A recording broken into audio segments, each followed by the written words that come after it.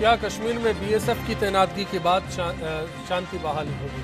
सवाल था और जवाब के मुताबिक 77% लोग मानते हैं कि बीएसएफ की तैनातगी एक बेहतर फैसला है।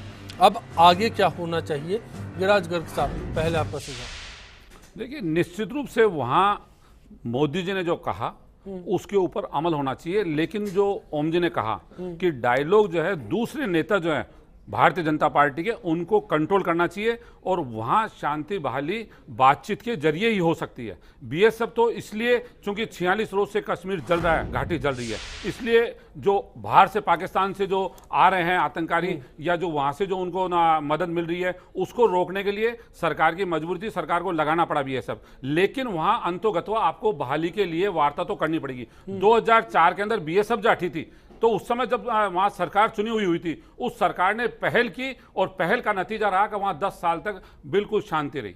जी, तो ये रुख ठीक है। ओम सैनी जी, आप इससे सहमत हैं? देखिए, जो है बीएसएफ के लगाने पर तो निश्चित रूप से मैं तो सहमत इस बारे में हूँ कि मुझे लगता है कि वहाँ जो लोग लोगों को भड़का रहे हैं उनको नियंत्रित करने के लिए, लेकिन अपने आप में मुझे लगता है कि ये बहुत बड़ी अजीब किस्म की लड़ाई है।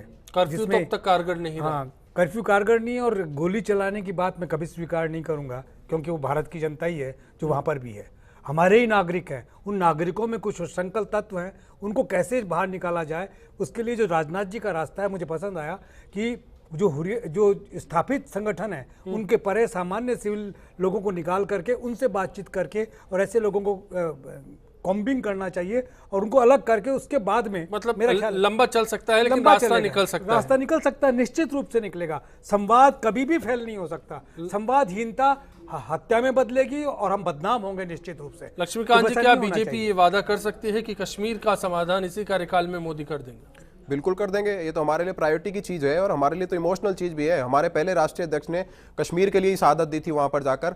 इसलिए भारतीय जनता पार्टी को तो अंतर्गतवा कश्मीर की समस्या का हल करना ही है और हम तो कोशिश करेंगे कि वहाँ पर जिस तरह का आपके यहाँ पर जो देश में चर्चाएं होती है उसमें इस बात का जिक्र नहीं होता कि भारतीय जनता पार्टी की सरकार आने के बाद वहाँ पर किस तरह की अमन चैन और विकास के साथ उसको स्टेट को जोड़ने के लिए सरकार ने योजनाएं चलाई हैं। 80,000 करोड़ का पैकेज दिया, 40,000 करोड़ की सड़कों के लिए वहाँ पैकेज दिया, 9,000 करोड़ वहाँ टनल के लिए, 2 एम्स वहाँ पर खोले गए, 3 मेडिकल खोले गए, 7 पॉलिटेक्निक कॉलेज खोले गई। बाकी देश की जनता के साथ उस कश्मीर को जोड़ने के लिए भारतीय जनता पार्टी की सरकार ने जो किया वो कोट होना चाहिए, उसकी बातें ज्यादा होनी चाहिए, बजाय उन लोगों की जो भारत की सेना पर पत्थर फेंकने वाले चंद लोग हैं। इस देश में बैठे हुए इंटेलेक्चुअल लोग, इस देश में बैठे हुए तथाकथित बुद्धिजीवी लोग, महबूबा मुफ्ती की जुबान बोल रहे हैं कि 5% लोग हैं, फिक्र ना कीजिए। बहरहाल करमवीर जी, कंक्लूजन कमेंट के लिए मैं आपके पास आना चाहूंगा। सबको आपने सुना, उसके बाद क्या लगता है कि बेहतरी का रास्ता कहीं छूट जाता है इस सियासत के बीच में, या यही सियासत है जो सब कुछ पटरी पर लेकर आएगी? जी, मुझे लगता है अश्विनी जी, मैं अटल बिहारी वाजपेयी जी के जो उन्होंने बात कही थी कि कश्मीरियत को समझने की ज़रूरत है, कश्मीरी लोगों का दिल जीतने की ज़रूरत है और उनका दिल जीतने के लिए उनसे जुड़ना पड़ेगा और सियासी लोग ही उनसे जुड़ सकते हैं क्योंकि वही उनके इलेक्टेड रिप्रेजेंटेटिव हैं। सेना और बीएसएफ उनसे नहीं जुड़ सकते हैं। सेना और बीएसएफ तो जो सरकार के आदेश पे काम करती है, तो सियासी लोगों को जनता से जुड़ना पड़ेगा। जम्मू कश्मीर की सरकार को लोगों से जुड़ना पड़ेगा। विश्वास बहाली सबसे बड़ी चुनौती है आज के दिन में।